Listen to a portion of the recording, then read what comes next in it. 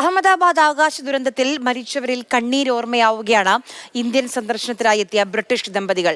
അവസാന യാത്രയ്ക്ക് മുൻപ് ഇരുവരും വിമാനത്താവളത്തിൽ നിന്ന് പങ്കുവച്ച ദൃശ്യങ്ങൾ നൊമ്പരപ്പെടുത്തുന്നുണ്ട് നമ്മളെ ഓരോരുത്തരെയും. ഗുഡ് ബൈ ഇന്ത്യ വളരെയധികം സന്തോഷത്തോടെ മടങ്ങുന്നു. ഇങ്ങനെ ഇൻസ്റ്റഗ്രാമിൽ പങ്കുവെക്കുമ്പോൾ ലണ്ടനിലേക്ക് തിരികെ മടങ്ങുന്നതിന്റെ ആവേശത്തിലായിരുന്നു അവർ. Just boarding. Goodbye, India. Goodbye. Thank 10-hour flight back to England.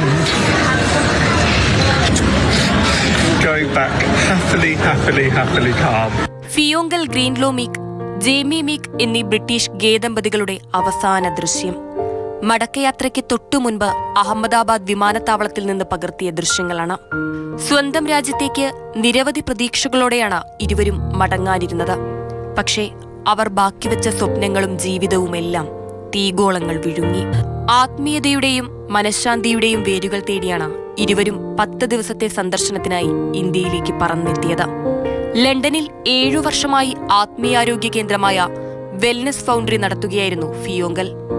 Yoga പരിശീലകനും കൂടിയാണ് ജേമി. ഇരുവരും ഇന്ത്യൻ സന്ദർശനത്തിലുടനീളം യാത്രാനുഭവങ്ങൾ സമൂഹമാധ്യമങ്ങളിൽ പങ്കുവച്ചിരുന്നു.